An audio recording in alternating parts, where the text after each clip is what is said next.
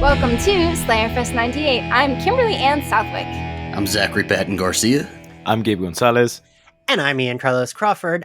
We are here to discuss Angel Season 1, Episode 4, I Fall to Pieces. It is a bonkers episode. And yeah, but so I want Gabe and Kim, since it's your first full Angel episodes. Gabe, you go first. What was your, when did you get in? I mean, I know the answer to this, but when did you get into Angel? Yeah, okay, so to be fully transparent, I finished watching Buffy. This was a story I feel like everybody had. I finished watching the entirety of Buffy around maybe 2013, 2014. I was very late to the game. I watched all of it after college. And naturally after that, I was like, oh, let me watch Angel. I got like 3 episodes in and I fully gave up. It was not doing it for me. So I actually didn't dive back into Angel until approximately 3 months ago when Ian asked me to do this podcast. I am now eminently qualified. I've gotten all the way through season 4. I've done my research. I've boned up on Angel a little bit. And I got to tell you, this episode probably wouldn't have swayed me to keep watching if I had stuck out till episode 4. But right. we'll get to that later. So I'm coming around, and I'm glad I did for the most part. Charisma Carpenter's enough to have justified my return. Yeah, right. She really is. Yeah. Also, Gabe, I am very flattered. You and Dana and Zach, but Zach, I think you of the 3 had watched the most. Like, we're the most familiar with Angel. Yeah. I'm very flattered that 3 of you did not watch it until I was like, hey, do you want to co-host? And Gabe, I'm impressed with how fucking fast you flew through those 4 I know, seasons. he's saying, I was thinking he's going to say I'm on episode 5 now. Right. No, I got COVID for the second time, like right after I agreed to do this. So I was like, well, it's a sign from the universe. Like I gotta catch up. Like even Crystal said that she had only watched it like when it aired and but went through it all since I asked her to like, co-host, which is cool. Kim, how did you get into Angel? Well, after I had been forced by someone who is also on this podcast named Ian to watch all of Buffy on Netflix. Sounds gay.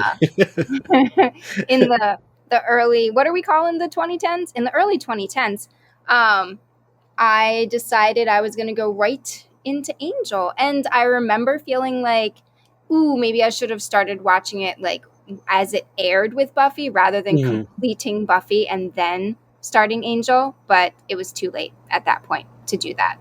So, yeah, then I watched all of Angel. And I liked Angel. Yeah, I was going to say, you liked it kind of from the start, right? Yeah. It's definitely rough at the start, but it's like, I felt like you were pretty in.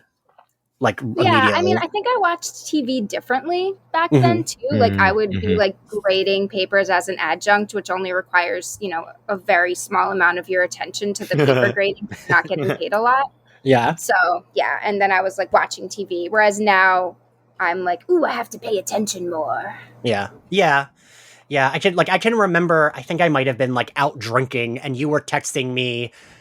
Like Cordelia's last episode, you were live texting me everything, and me being like drunk at Stonewall, being like, Kim's so right. I'm getting emotional reading her text. But yeah, so we are here to talk about episode 4. What did we think about this episode in general? Because Zach, you texted me while you were watching it, and it is weird. I did not. This was the first one. I mean, it's only episode 4, but this was the first one I didn't remember. So I had no memory of any of it. And you kept saying bonkers, bananas, and sometimes when Ian says bonkers or bananas, it's not that bonkers or bananas, but this was fucking weird, man. Like this was this would have been like a Goosebumps episode that would have like scared the shit out of me when I was a child. Yes, that's really accurate. To me, it was giving like rejected X-Files episode. I was Absolutely, like, someone pitched this in the writer's room and they rejected it and they just tossed it over to Angel. Like that's what I feel happened. I have like scary exclamation point written in my margins like twice. Yes.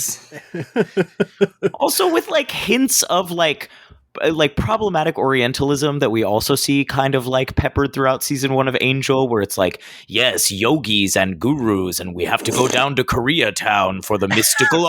I'm like, come on. I mean, we don't get a lot of that this episode, but it happens for sure. I also didn't even understand that, like, I was like, what did we solve Some of there? the investigation work didn't really land for me, but the concept of this weird fucking guy really did it's in my brain now. We also get a lot more of Angel's, got to be the savior for a woman, being tormented by a man. It seems like we're going full throttle with that one this season. Yes, sure are. I was thinking how, like, in the first episode, how Zach, remember we kept talking about, like, are they casting blonde women because they want to be, like, lucky as a type? Or, like, is that just all they were casting back then? Oh, we've got a brunette here. Yeah, we got a brunette. Yeah. Jim, what'd you think of this episode?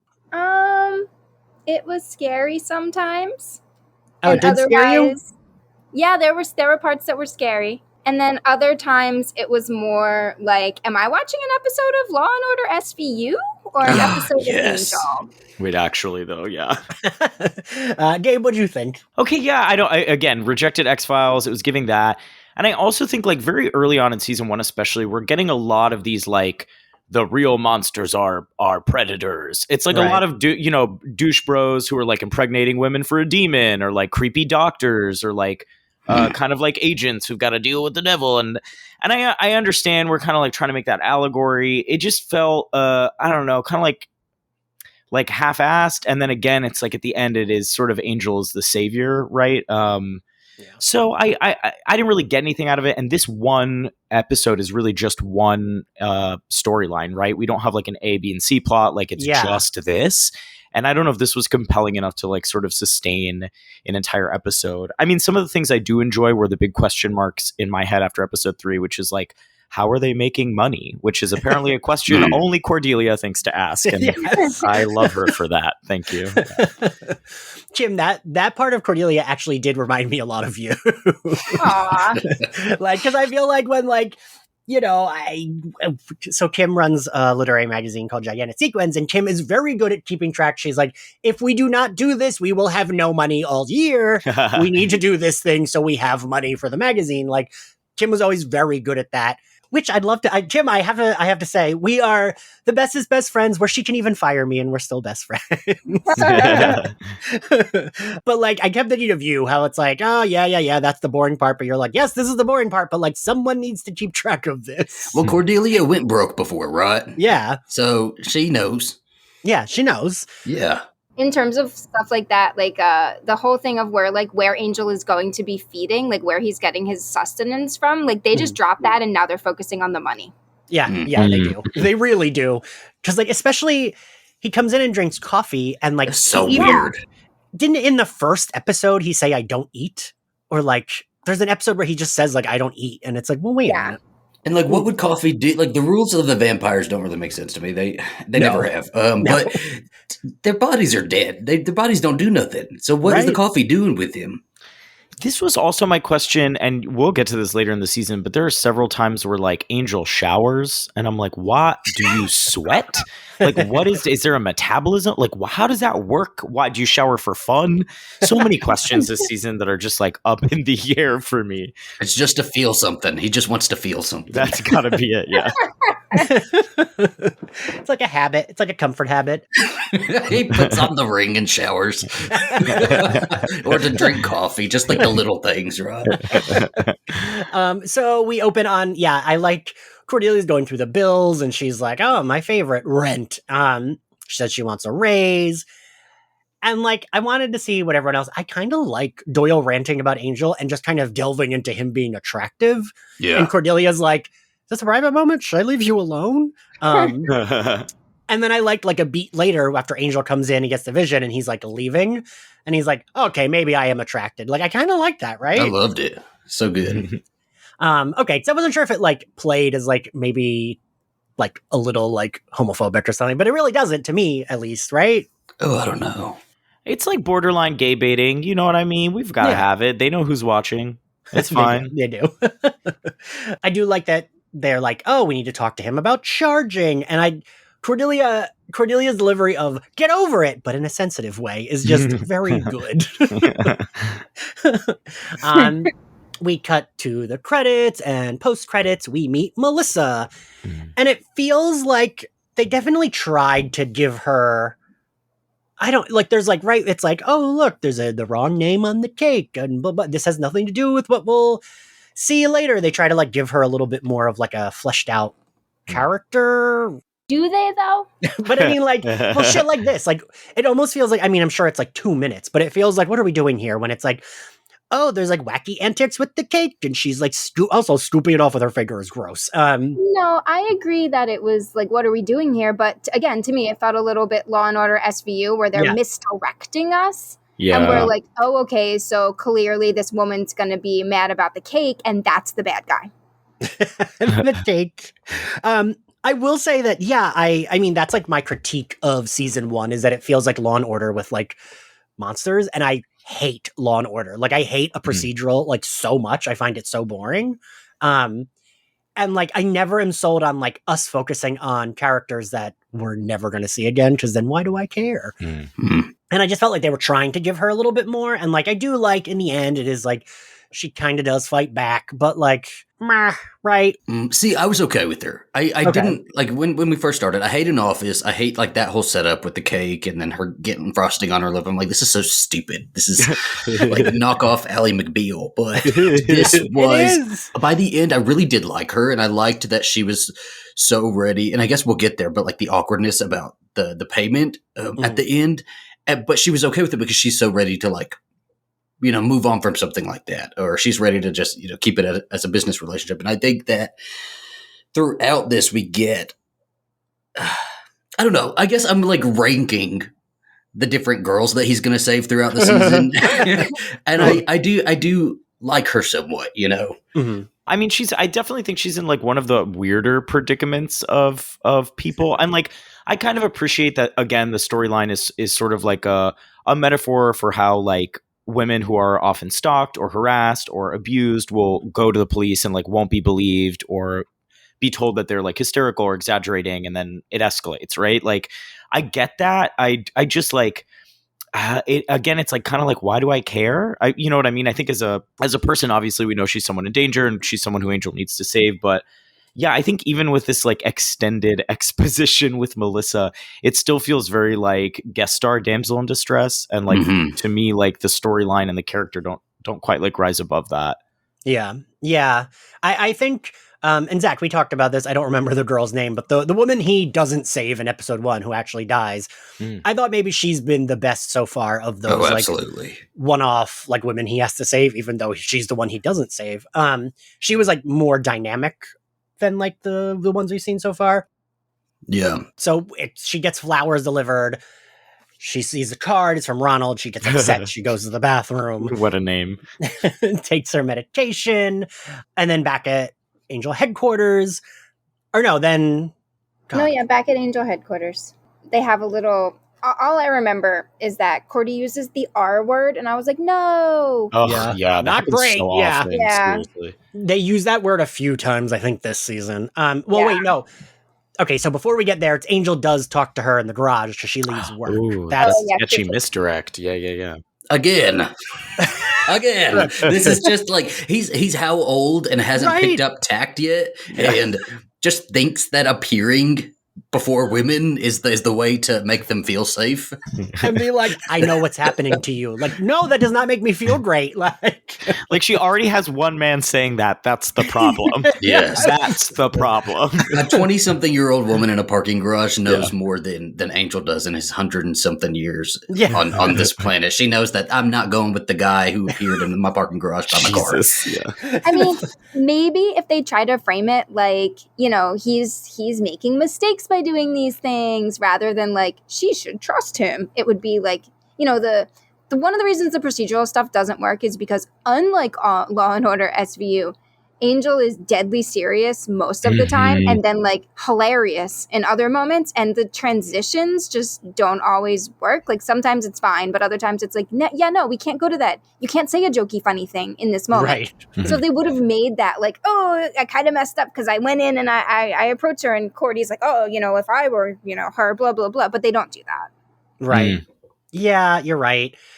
So then, like, yeah, we get back and he's kind of like, Cordelia, maybe you should talk to her. And I do, again, Kim, I was thinking of you being like, are we making money? Like, what? Are you still not listening to what I said before? Because, and I really liked that. Don't love her using the R word. I do like that Doyle makes a good point and she is like, wait a minute, what? Did you just make a good point? Like, I like how I like that part of her being caught off guard, that he's making a good point. Also, what do we think she thinks? Like, does she not like Doyle? Like, her and Doyle are very back and forth, where I can't tell if she like truly can't stand him or like, ribs him like a coworker you like. We're in the warming up phase right now. I think she's just warming up to him, and she.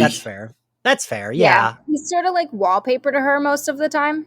Mm-hmm. He's just kind of there. He's the guy that has the visions, and she's just like, oh, okay, like you're here too, aren't you? And we're gonna have a conversation now. Okay, now I'm ignoring you. That's fair. I don't think he started going like full creeper on her yet, because like his advances are definitely like very inappropriate in a workplace setting, let alone like the stakes they're dealing with, and like the fact that she's made very clear she's not. And so it's like, I don't think he's not creepy yet, but as a viewer, he is like deeply annoying in the way he treats Cordelia most of the time, but it's not like as annoying as it gets at its peak during this season. Yeah, his outfit's pretty creepy already, though. He's already setting up the foundation for that.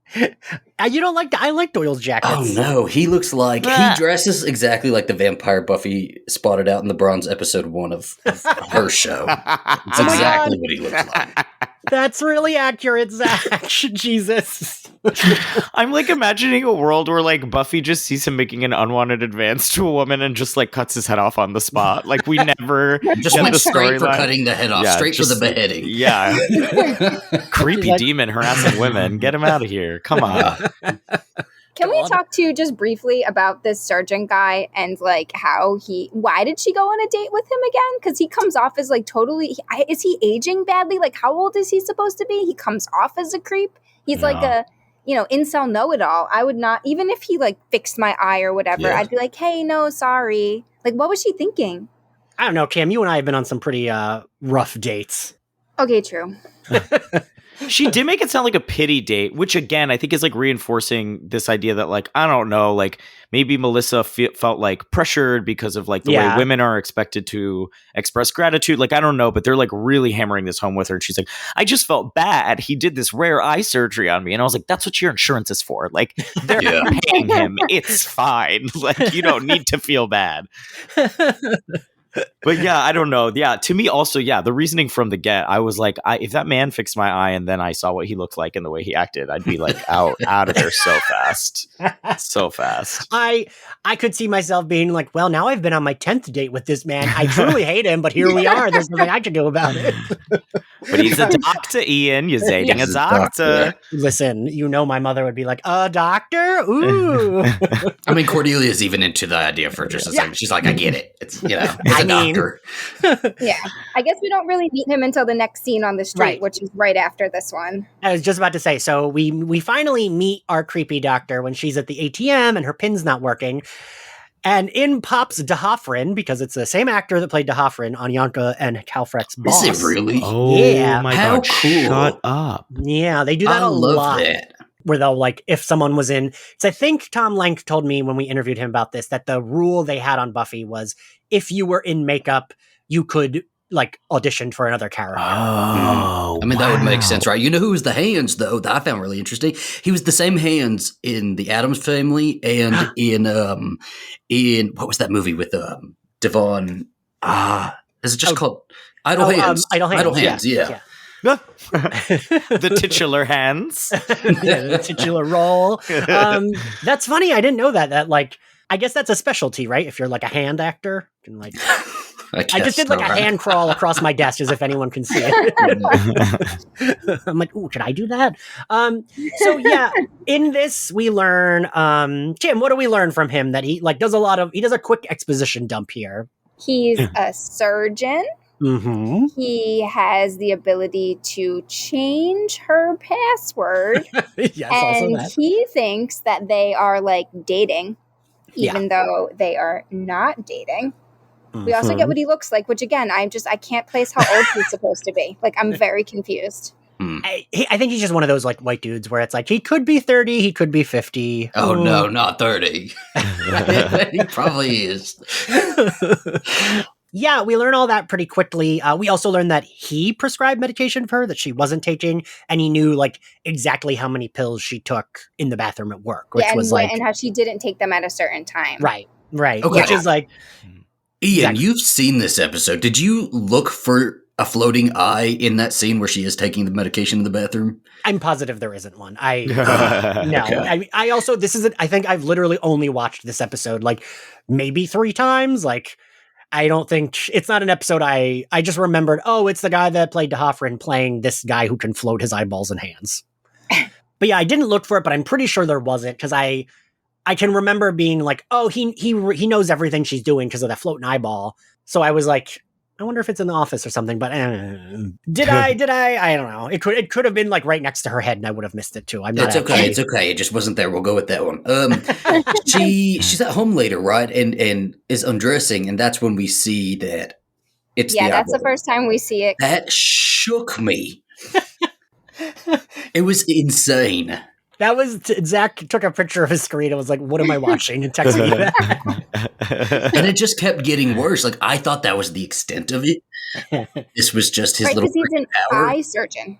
Right. So, that one would think, all right, the eye stuff, but also I still don't understand why it could like float and fly. Like the hand, it's like, all right, the hand is like crawling on its fingers. This is a supernatural show. Angel can drink coffee, and you're questioning why an eye can float. Well, there is no justification for that. They just say he could separate his body parts from his body. That doesn't mean his eye can fly. Like, Right. I remember, you know what I mean? The way they explain it, I'm just imagining like an eye on the ground, and it's like you ship it somewhere, you attach it to something. You have to get you got to MacGyver that shit. Like, it seems a little too easy. The eye can float now, okay? Just accept it. There's some things you just got to move on, okay? You just got to move on with it, because it reminded me of Buffy when she's invisible with the balls. Yeah. And I like that Angel, when he's like talking about it, he's like, is she invisible? Like, I kind of was like, oh, wait, is Cordy going to make a reference to the invisible girl? But no, she does not. Did this feel like kind of like a Marcy thing? Like he did this to himself, just kind of like Marcy right? accidentally did it to herself and then went off to like a special school or something? Yes, it did. The plot itself feels, and I'm pretty sure the music they use is Buffy music. Like when the eye pops up and it plays that like Buffy music of like something bad happened. Like I feel like there were a lot of Buffy musical cues in this, but this like whole plot kind of felt like a Buffy season 1 episode plot where like this would have been like a teacher or transfer it to like a student and make it a teenager. Yeah. So then Melissa calls Cordelia. It's a call from her. Angel changes his shirt. I like that because, earlier Doyle says something, right, about like, well, you're intimidating when you're in all black. And Angel, and that like, that I like that it's the exact same version of the black V-neck sweater he's wearing, just in beige. And it looks horrendous on him. And I can't tell if it's because I'm just so used to him in black or like it is bad, but it does not look good on him. It is not that bad. Aha. It's not. I liked it. I was okay with it. But yeah, so she like comes in and she explains that she went on one date with him, and Cordelia does the thing where she's like, well, plus a doctor, and like, I get it. And I did like the bit of her saying, thank you for helping me, this is terrible, and then her being like, no, I meant the coffee's terrible. Like, because right, it's like that stuff where we get like little injections of the humor, but like it just feels weird. Yeah. So Angel discusses with Cordelia, like they go over, he's like, could he be invisible, or could he be a ghost, is he astral projecting? And I do like that Cordelia is like kind of almost right here, because she says like it could just be a hidden camera, but it like is his eyeball. Like Angel was completely off. She was more on the nose with like a hidden camera because it's a hidden eyeball, right? And then we get the like really creepy of like she's at home, Melissa's at home undressing. He's sitting in a chair elsewhere and he's like watching her. Okay, we need to talk about the scene because I was like, a man definitely wrote this episode. And I looked it up and it was right. Because you do not wear pajamas like that when you are alone. Like, Wasn't that weird? Who are you wearing that for? Like, no, like you are in comfy ass shit, not that. Like, why is she wearing that? Why? Because a man wrote this episode. Was that slip under her clothes already? Like she takes off her clothes and she's got this like silk slip on No. that's gonna make her sweat all through the bed. Never is your silk slip under your no matter what your normal dress is. Like, no. Unless it's like Spanx, and that shit was not Spanx. Kim. I mean, you are right. It is ridiculous when she takes off and it's like, oh, she's got her sexy like slip already perfectly on underneath of what she was wearing. Like, I would be very hot in that. And Zach, I feel like you and I sweat a lot, so like it would not go over well with either. Also, yeah. Especially when I sleep alone, it's like just my underwear. Yeah, I'm not putting on anything like cute. Or like I'll be like a 10-year-old where it's like a t-shirt and underwear, and maybe the t-shirt's a little long. But they're riding her as this businesswoman. She's a single businesswoman, home alone. What does she do? She puts on her slip and gets some wine and, and goes to bed with her hair the same way it was all day and full makeup on. Of course. Come on. Do you think a straight man knows about makeup wipes? Come on now. She's never.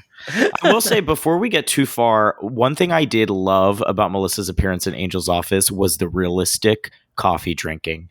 Too often in a TV show, I will see someone pick up an empty cup and know it is an empty cup. And throughout this episode, there's some exceptional fake coffee drinking. I just want to point that out. That was like that's a big note for me as an actor. I appreciate that. So as someone who's been on set, Gabe knows. You always give the empty cup weight. It's object work. Lord. Sorry, I got us off track. Melissa just took off her slip, and we see what's-his-face, Richard, with an empty glowing socket in his office, because I took a screenshot of that, too. I was like, Jesus. And then the eyeball that we zoom in on, and it casts a shadow on the arch of Melissa's, like, entry. It's so creepy. I really am here and now. Like, now that we're talking about it, Zach, I'm like, yeah, it is goosebumps. It does feel like goosebumps. The 90s, they had really good, just like creature design. Like, this is creepy. This is, and it's so small that I hardly ever wear contacts around my house anyway. And so I would totally miss this being like right next to my damn face. Zach, we're recording for Bloody Judy, and I'm like, is there an eyeball hanging next to your head? You're like, no, it's fine. I'm like, Ian, I have 2 eyeballs. What are you talking about? So then we get Our daily Kate. Our Kate. Yeah. See, I like this version of Kate is the Kate I like. I like a Kate that's like, he visits, she checks in, and she's like, his like, I like this. I wish they had just kept her as like this, and sometimes she was included in the plot. Like, okay, she'll help him out. She's cool with him, whatever. She'll like help him with his investigation.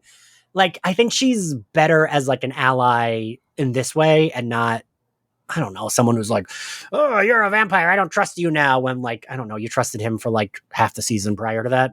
Right. When he's talking to Kate, we learn that Melissa did file a complaint against the doctor, but he denied everything. And since he's a doctor, they kind of believed him. And that also he's repped by Wolfram and Hart, which I think is only the second time they've been brought up in the series so far. But do they not play a larger role in season 1?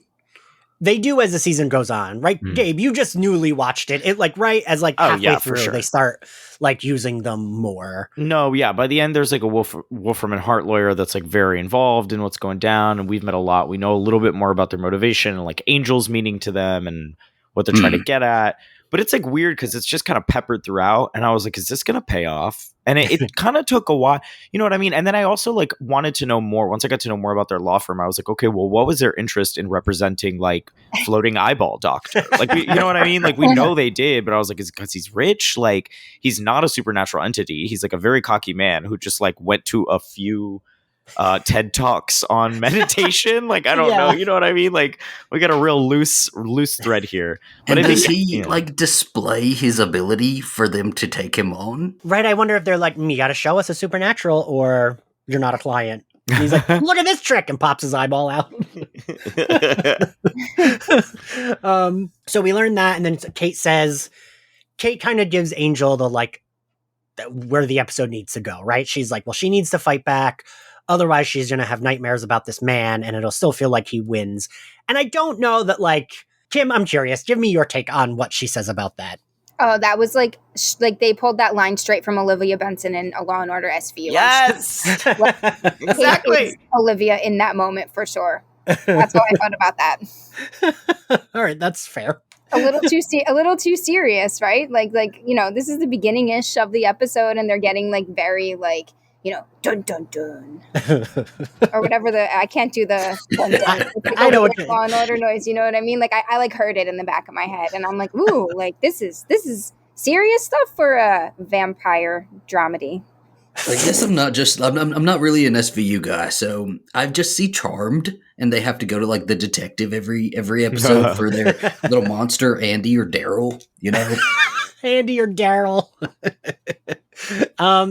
So she says she'll put a cop on Melissa's place for a day or two.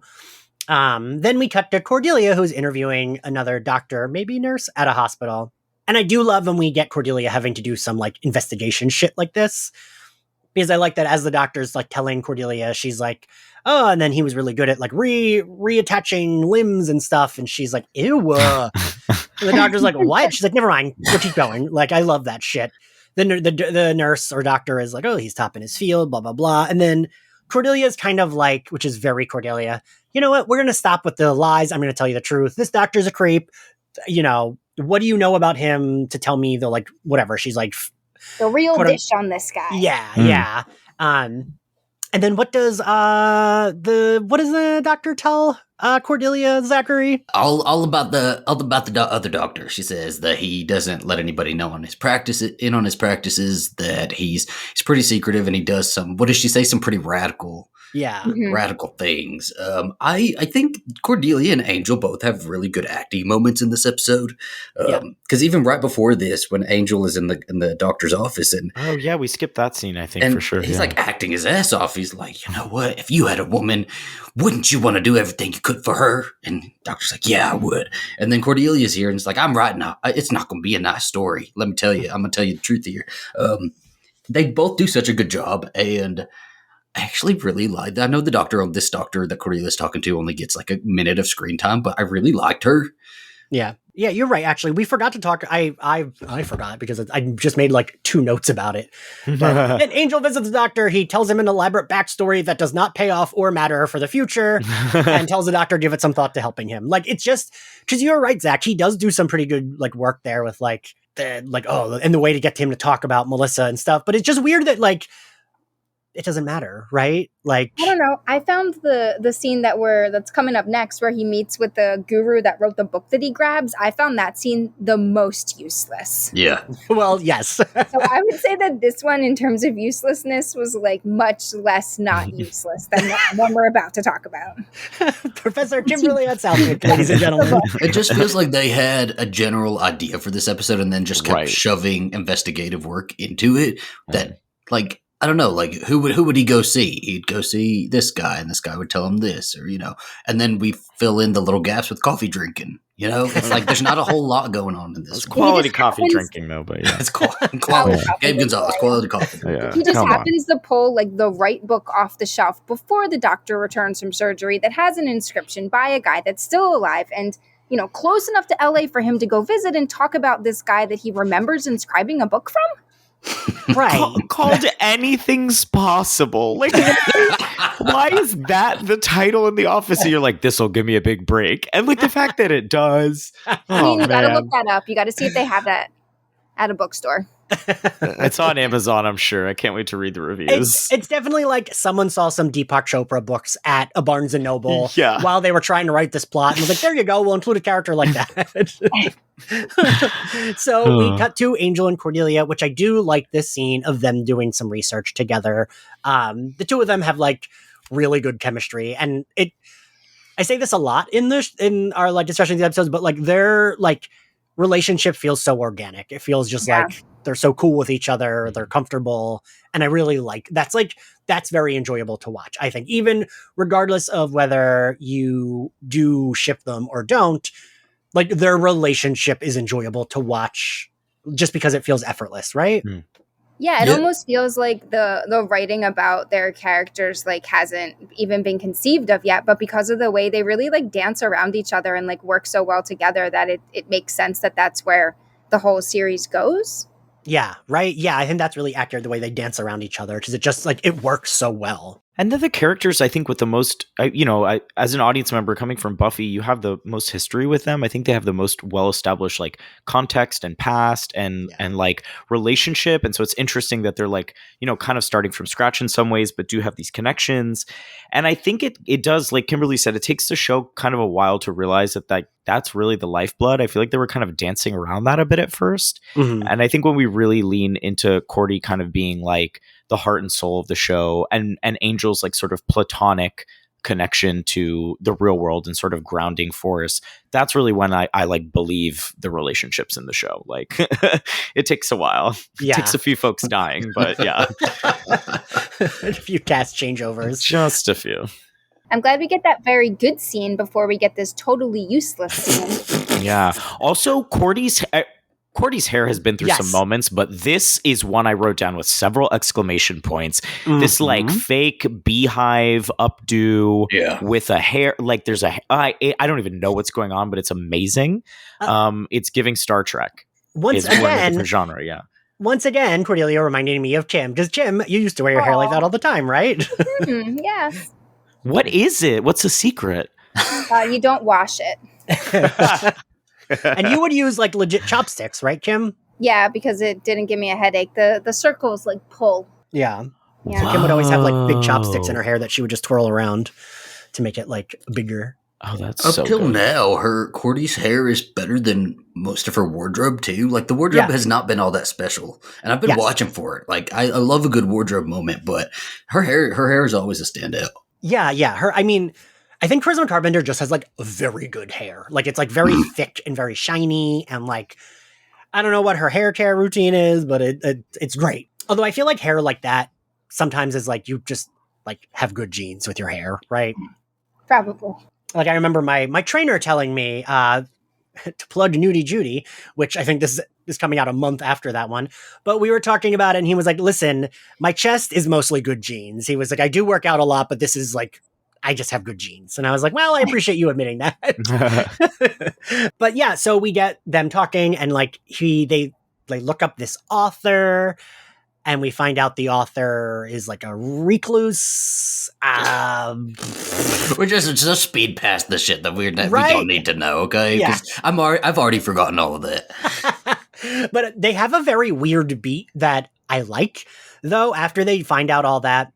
And Cordelia just says, she like turns to him and goes, "Did you steal this book?" And he says, "Yeah." And she says, "Good." And that's it. And it's like such a weird beat that I loved, and I don't really know why. I mean, it ties into like you liking the money thing. Yeah. So yeah, then we get, as Jim said, the most useless scene, because like, I don't understand, like, because like the author's like, "Oh, I gave up because then I completely believed." And it's like, what? All right, I guess. Like, Yeah, I mean, we learn nothing. Like even if you go back and you look at the transcript of their conversation, like it literally makes no sense. It's like religion, lecturing about the single most powerful force in the universe being the brain. Yogis have the ability to shut down their somatic system, and then Dr. Meltzer explodes his theories and dude stops teaching. Like, oh, okay, we learned literally nothing about what he can do. He can float his eyeballs. We know that. We already knew that. The end. Thank you for that concise summary, Amazing. Professor Kimberly and Southwick. And up till now, I thought he could just float his eyeballs. Okay, Right. Is the scene after this one where she's home alone again and he's outside of her house? The hands. Can we talk about this for a minute? So I thought it was just the eyes. When I saw the hands, I was shivers all down my body. And then when the hands go under the covers, I could not even believe they did that. Right? That was so graphic, and we don't see anything, but you hear little sounds and you see the visual, and it was, I couldn't believe they went that graphic with it. Yeah, definitely. I was like, and she makes like, they have her make like a little like, like Which a is little so like, crazy. Yeah. It's gross. I don't like the perspective on a lot of this in the show. I don't know. It's just like it seems a little too gratuitous and exploitative for like a lot of the points they're trying to make. It's like they're undercutting themselves in the choices they're making visually and story-wise.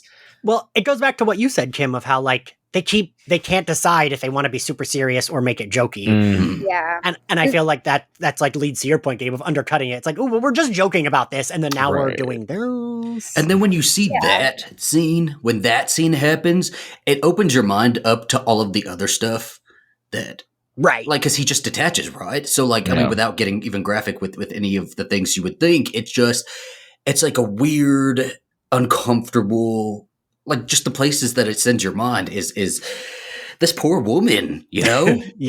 Shit, this character who gets a single episode, you know, however many minutes of screen time has really fucking been through it. Yeah. I don't think that the officer that doesn't believe her deserves his fate, but like, he's so useless. Like, he's like, oh, you don't have any hands, must not be you.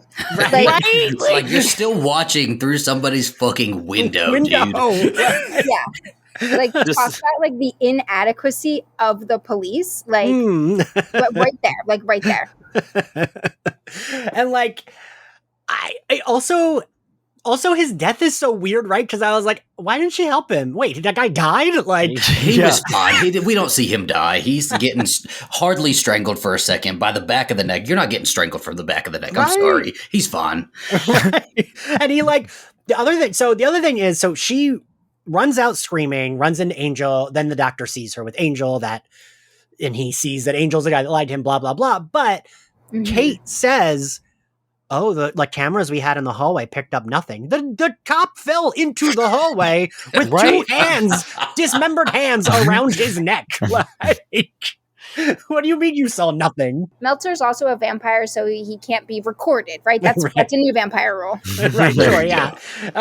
But I also wanted to point out, Kim, did you recognize the set that they use for this? Oh, no, I did not. It's like very, very clearly the Hyperion Hotel set that they use starting in season 2 forward is like very clearly like even because they did use the outside was actually the outside of that hotel because it's the same fountain when like the cop runs in, it's like the same fountain and like that area of the outside of the hotel. And when he like runs through the front doors, there's a staircase and it's like very clearly the Hyperion Hotel set that they used again. And I don't know. I liked seeing that. And Angel did that more because even like the building that's like the evil vampire businessman building in episode 1 later becomes the Wolfram and Hart building. And I like that they do shit like that. I don't know. I just, as the big fucking nerd going through it, I'm like, oh, I recognize that set. They gotta recycle those sets. Listen, they got a budget. Gabe, what did you think of this cop's act? Did he act like hands were strangling him from the back? Did the hands have weight?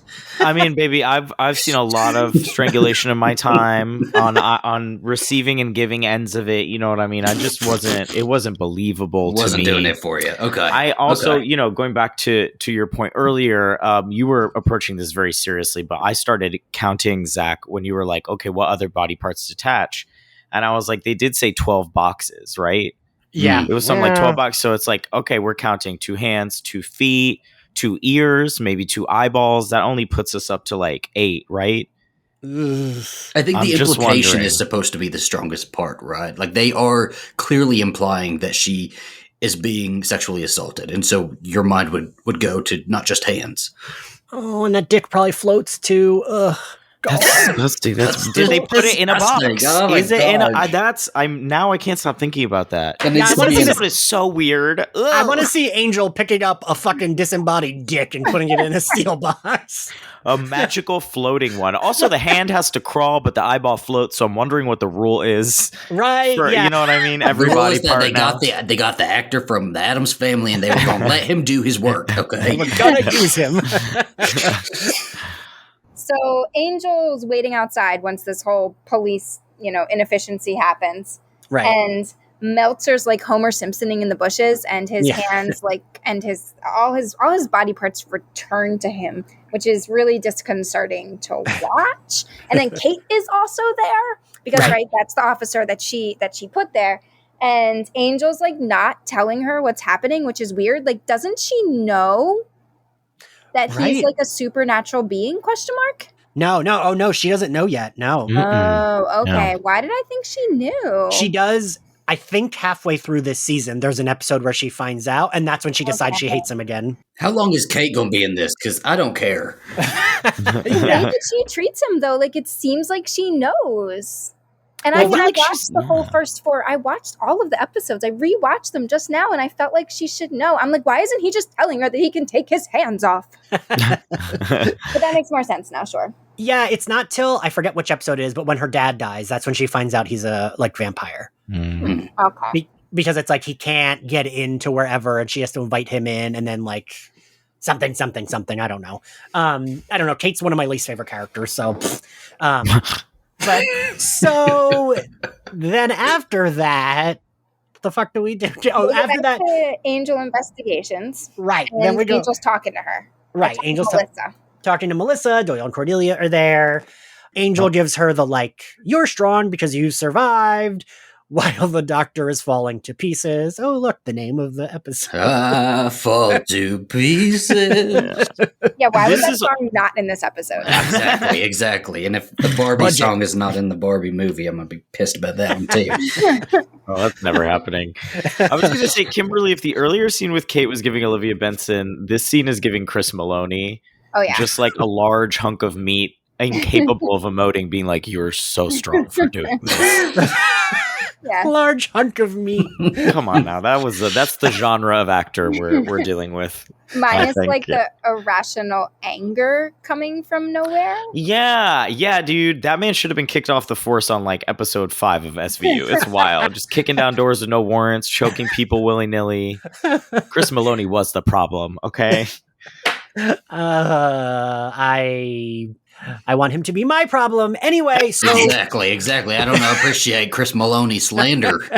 so then they get a phone call from, I like that Cordelia's like, what is our thing again? What are we, like, she's like, has to be reminded of like what their like lie is. And then how it like, again, just does not matter. Also, Kim and I think Gabe, we were like, you know, mostly almost adults at this time. What the hell is, she says like, it's a special line. What the fuck does that mean? You have like you can have like different lines for your phone. Like if all of them filter through the normal line, right? So it's all the same number. But then if it's like a different number, you can have like you can tell that it's coming from that different number because it's like line 5 or whatever, rather than just like putting someone on hold. That's what phones had buttons for. Right. Yes, now I'm remembering. Right, we have those buttons at work, and I still didn't fucking remember. Right.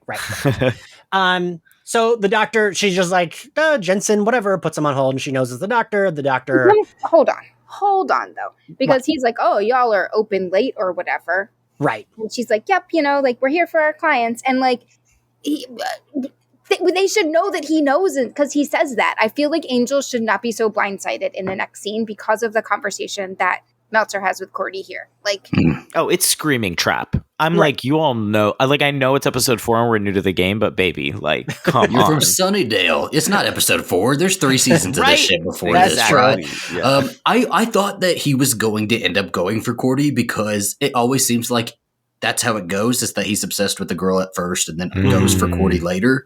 So I was surprised that she wasn't the object of his affection at some point. But didn't she say, like, right before this as well, that, where's the line that he, referring to Angel, he stalked a lot of girls or something like that? Yeah. So he's like, he should know. He stalked a lot of... And then Cordy stops herself. Just call him out, Cordy. Do it. No better than this guy.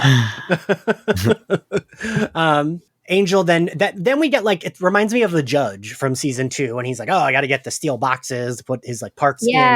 That's what I kept thinking of. But then Angel arrives, Dr. Meltzer's office, and immediately the doctor's like, I know who you are. Here's a tranquilizer dart. Was the tranquilizer supposed to kill him? Yes. That's the implication. It's like supposed to stop his heart, right? Yeah. Which presumably is that's fatal. okay. I thought it was like to knock you out the way, because he says tranquilizer, and that's usually like, it slows down your heart. Should have But, used like, a poison arrow. Yeah, exactly. Should ask Faith. Then we cut back to Angel headquarters, Cordy and Doyle. They've like taped up everything, locked everything. I kind of like, I wish they weren't disposed of so quickly, but I do like the idea of them having to like protect Melissa. Like, I do like them having to like. They're boarding up the house, right? It's creepy. They like tape things. Yeah, it's kind of it was giving me very like haunted house vibes. This scene was actually kind of like exciting and a little more dynamic than the rest of the episode for me. But like at this point, I was like, okay, hour 35 of Melissa's moment. It really, this episode really drags. It's a long fucking episode, man.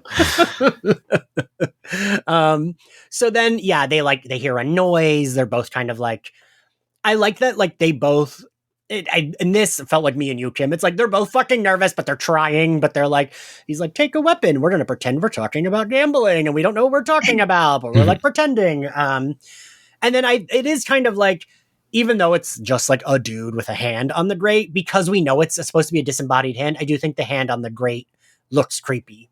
Oh, yeah. Right? This part's scary.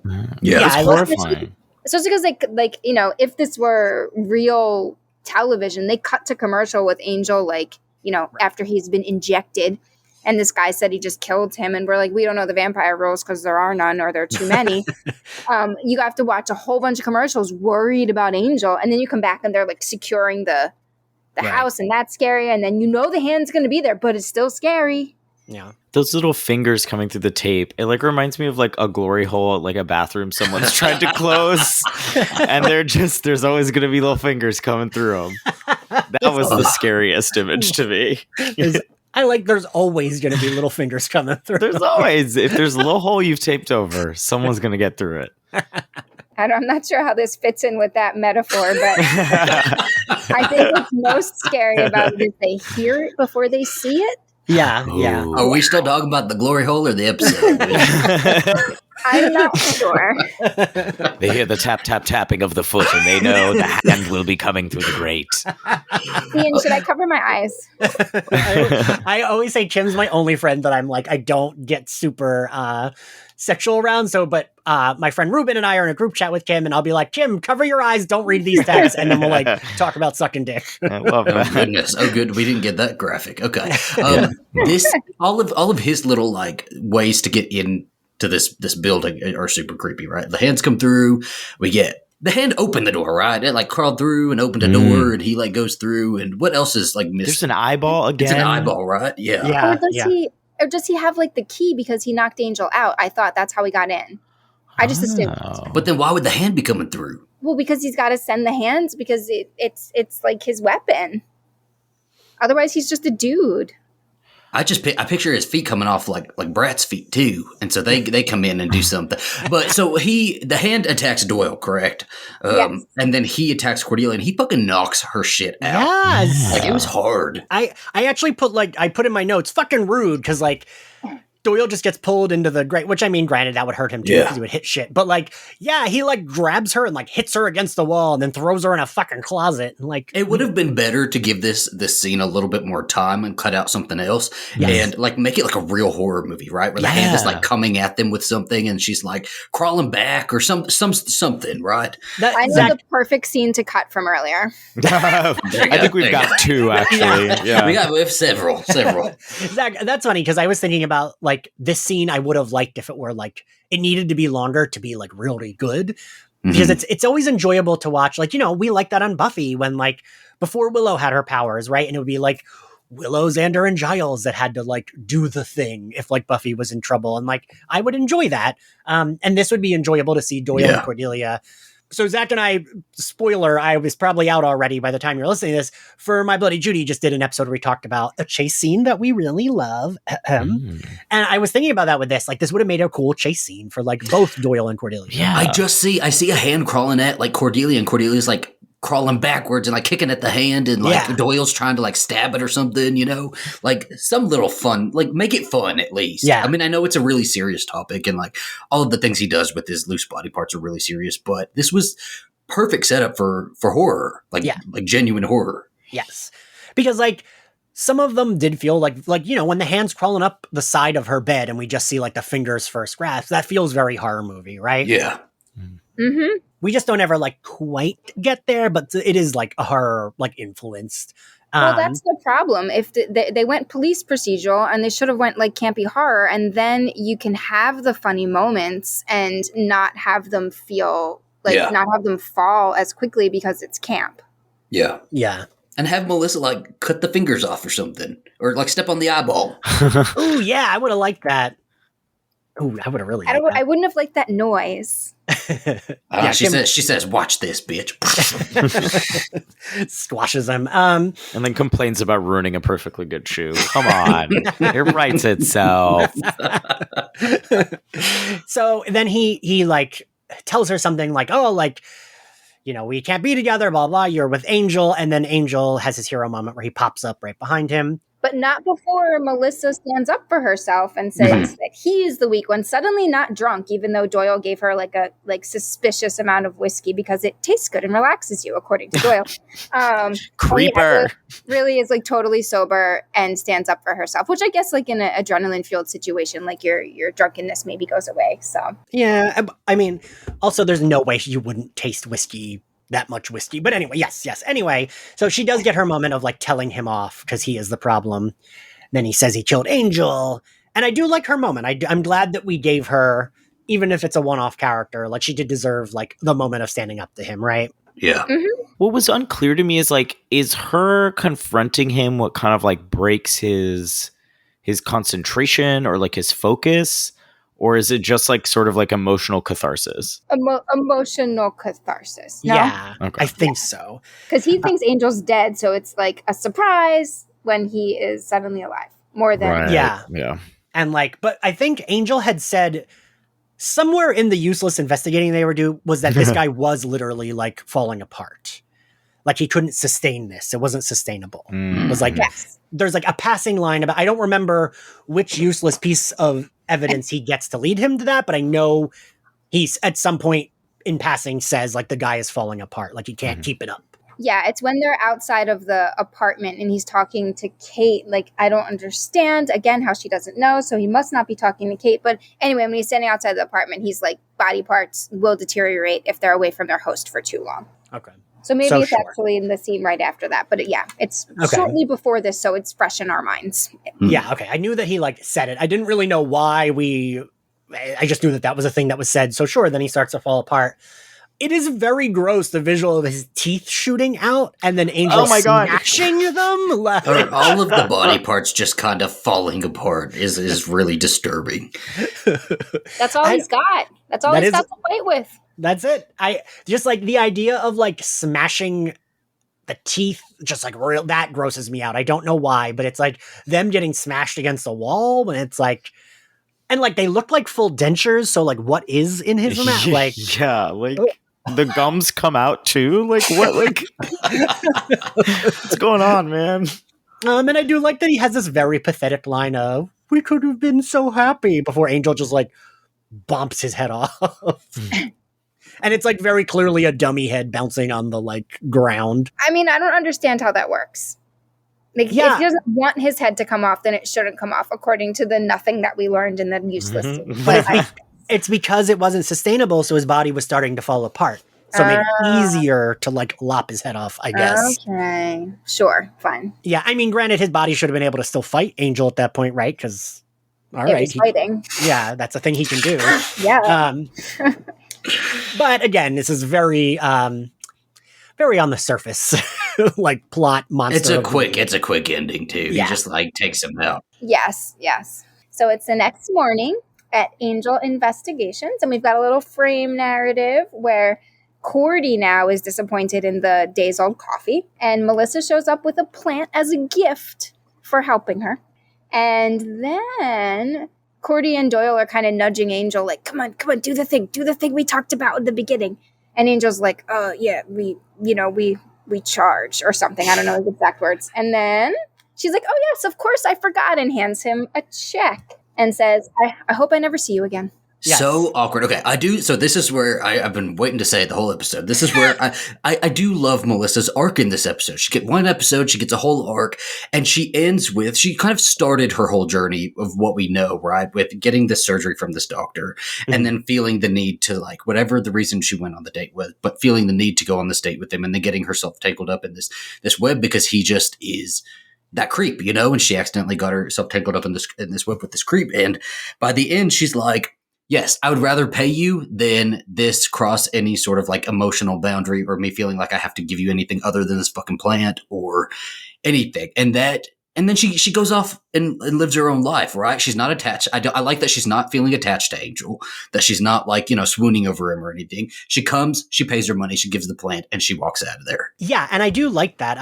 You're right. I do like that. And I do like how confident and like bright she feels at the end there. Yeah. And I also like the Cordelia and Doyle like coughing to remind him to ask for the bill. Yeah. And we end on Cordelia being like, see, you can save a damsel and make some money. Because Cordelia's got her eyes on the fucking prize. Yeah. All right, well, now that we're at the end, favorite scene, Kim? Oh my god. Do I have a favorite scene of this episode? Okay, fine. Sorry. The last scene, the one we just talked about. I like a frame narrative. I like when things come full circle, and I think a good number of things come circle. It's not just one thing, so that makes it all worth it for this end. All right. Gabe? I really got to say Melissa's first sip of coffee at Angel HQ was the high point of acting for me in this episode, I think. And story-wise, perhaps one of the more thrilling things to occur. So that's got to be my vote. Zach? I think I'll go with Kim and say the ending of it. All right. I think for me, it's Cordy and Angel doing their like investigating together. Even though none of it really matters, I like just their scene together. And the thing about Angel and Buffy both is that I always forget like, oh, this scene that you see a lot in the credits is from this. And I feel like you see that clip of Cordelia and Angel at the computer like a lot. That's like an image you see. And I forgot it was from this episode. Favorite outfit? Gabe? Oh, God. This is a toughie. I've got to say my favorite outfit to hate is probably Doyle's red shirt under that brown leather. Which he wears numerous times. The ugliest thing I've ever seen in my life. He's always got a really large collar sticking out from under a jacket or something. He really, really does. It's just so grotesque. It looks like he's constantly going to go meet up with his bowling team. I just cannot stand it. And for some reason, that's the only thing I can remember. If Cordy's hair counts as a fashion moment, I did really hate the little like tie at each shoulder kind of blouse she was wearing. Oh, I like that. Oh, well, okay. We had very different early 2000s, it seems. It's fine. I'm glad we've met here. Zach, what was your favorite outfit? I don't think I have one. The fashion is just like really, really boring in this one. It gets better as the show goes on. They like invest more in Cordelia. I hope so, because Cordelia, the way they're dressing her, there was the hair moment that we talked about with her earlier. Her shirt was like okay, but it could have been spruced up a little bit. So I guess that one. All right, fair. Yeah. Kim? I actually do have a favorite outfit here. I really liked Melissa when she comes to visit Angel Investigations after he changes into the white sweater. She's got this cute little, it's like really deep blue, and it looks like feltish, but I'm sure it's not felt. Oh. It has like a felt embroidery, and I'm like, oh, I would totally wear that sweater. It reminds me of my favorite sweater I had from like 8th grade up until like 10 years ago when I gave it to somebody, and now I'm sad that I gave it to somebody because I want it back, and it's gone. I feel like I probably know what the sweater is. I would recognize it if I saw it. It's like green with like mine was green with like a yellow rose, but hers was different, but it reminded me of that like sweater's look and feel. So yeah, I liked that a lot. You didn't like the slip? Yeah, Kim, you don't like... my favorite outfit was, I did like Cordelia in that like lavender top with the little silly fringy at the shoulder, and her hair just looked so good. So yeah, that's my favorite outfit. What grade do we give the episode, Zachary? A C. Kim? Ugh. C minus. What was that? A C minus. Ooh, okay. Gabe? Yeah, I'm there with C minus. Yeah, for sure. I'm a flat C. I actually think I was thinking of going lower, but I feel like we had a fun discussion on it. I'm like, does that make me think I like the episode more than I did because like I had fun talking to you all about it? But I feel like we all were like in agreement that it's not a good episode. The episode is camp. It is camp. So it has that. I like the idea of of the creature feature, right? Yeah. I like that, but didn't they got to either really go serious with it or lighten up and make it, fun horror, and they didn't really commit to either. Yeah, I would agree. Like, if it were full camp, it almost would have worked more. Right, yeah. It was finding its footing, I think, still tonally, the show. It was odd. Yeah, definitely. Well, thank you all for joining me. Yeah. Thank you all for listening. If you like Slayerfest 98, you can find us on Apple Podcasts, Spotify, YouTube, Podbean, and anywhere else you get your podcasts. You can subscribe to our Patreon, which helps keep this podcast going. And we are covering What If and Harley Quinn Season 2. We're almost done both. And if you want to find us on social media, we are at SlayerFestX98. I am at Ian X Carlos. Gabe, where can everyone find you? Yeah, you can find me on Twitter and Instagram using the handle Gaybones, Gaybonez. It's a long story. It's nothing sexual. And my website is gaybiz.gay. That is a URL that does work. Again, I promise. I love that your website is .gay, Gabe. Like, I truly love that you got that. It was great. I got it on a deal. Gabe.gay was too expensive, but Gabe is .gay, and it makes more of a statement, truly. It's easier to remember. That was cheaper. Kim, where can everyone find you? I am on Twitter at Kim and Joe South. And Zachary, where can everyone find you and your 2 other shows that you co-host/host? Well, you can just search me on my 2 other shows, Coffee Tequila on all the things, and My Bloody Judy on all the things. All right, and we will see you next time. Bye, guys. Bye. Bye.